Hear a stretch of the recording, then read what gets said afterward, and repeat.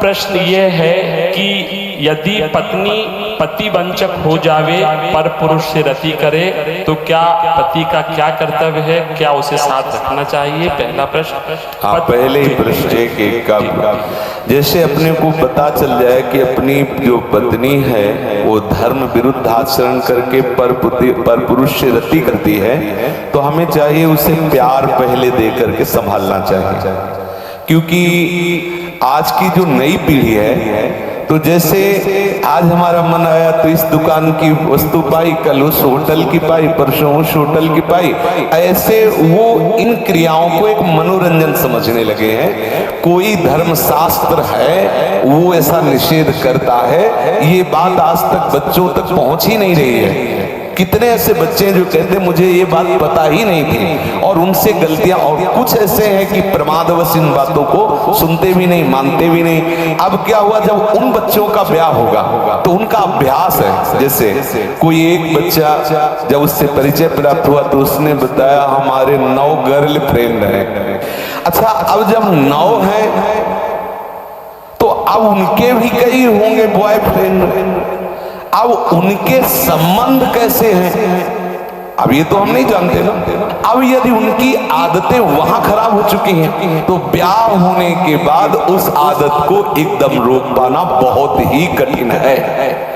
उसके मन में आएगा, चाहे जितना सुंदर उसका पति हो, लेकिन वो स्वभाव है, उसने कभी मर्यादा का पालन नहीं किया तो उससे ये गलती हो जाना स्वाभाविक है, क्योंकि नींव खराब हो चुकी है। अब क्या करे? पहला कार्य पति का है कि उसे प्यार करके, लेकिन ये वही सुधार सकता है जो स्वयं में सुधरा हो।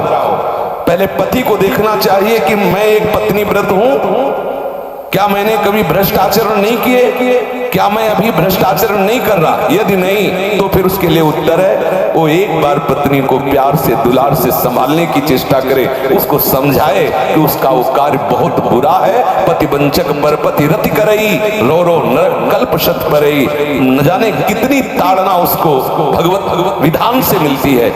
यदि आपको पति थोड़ा कुरूप मिल गया है, थोड़ा योग्य नहीं है, और आप ऐसा दुराचार इस भाव से, तो वो बहुत दंड का कारण बनेगा, वो बहुत हानि का स्वरूप है।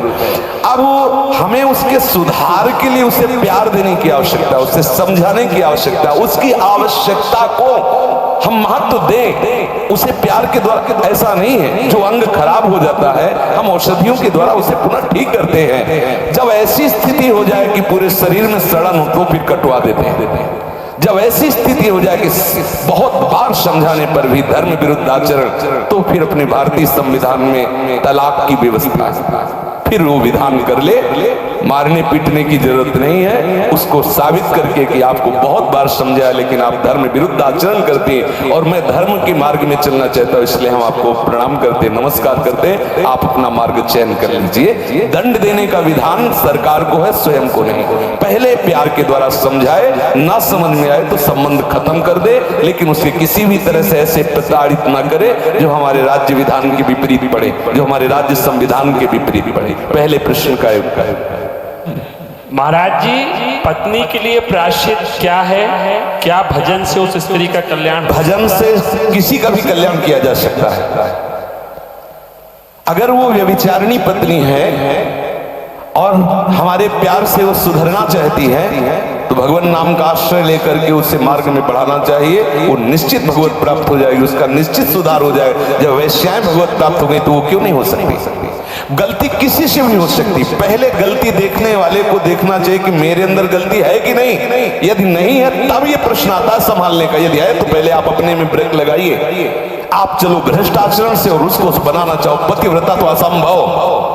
यदि आप सत्य मार्ग से चलोगे तो आप में वो दम है, वो प्यार है, उसे समझाया जा सकता है। कितने ऐसे सद्भावना वाले हुए हैं कि संस्कारवश वैश्यालय में फंसी हुई लड़कियों को उन्होंने पत्नी स्वीकार किया और एक सदगृहस्थी की तरह जीवन उनको यापन करने का अवसर दिया। फिर वो तो पत्नी है, यदि वो स्वभावश गलती कर जाती है तो ऐसा नहीं कि आप उसको दंड दें। प्यार के द्वारा आदत है बिगड़ गई, उसे संभाला जा सकता है, आदत से सुधार किया जा सकता है। यदि नहीं सुधरती तब त्याग का प्रश्न उठता है, फिर उसे त्याग दे देना चाहिए, दंड देने का अधिकार नहीं। नहीं, कोई है कि किसी तरह भी ऐसी पत्नी को मार देना चाहिए, नहीं, ऐसा अधिकार नहीं। भारतीय संविधान में, भागवतिक संविधान में, दोनों में नहीं। त्याग कर दो, आपका संबंध नहीं बनता तो नमस्कार, आप अपने मार्ग को देखिए। हमारा आपका पाणी ग्रहण संस्कार हुआ था धर्म पूर्वक चलने के लिए। यदि आप धर्म पूर्वक नहीं चलती, आप स्वीकार करो कि आपको बहुत बार समझाने पर भी फर्क नहीं पड़ा, इसलिए आप अपना मार्ग चयन कर लीजिए, ऐसा चलना चाहिए। और उद्धार तो अपिचेत दुराचारो भजते माम अनन्य भाग। जिसने ये निश्चय कर लिया अवलो नशानी अपना, आज से ही वो परम पवित्र है। आज से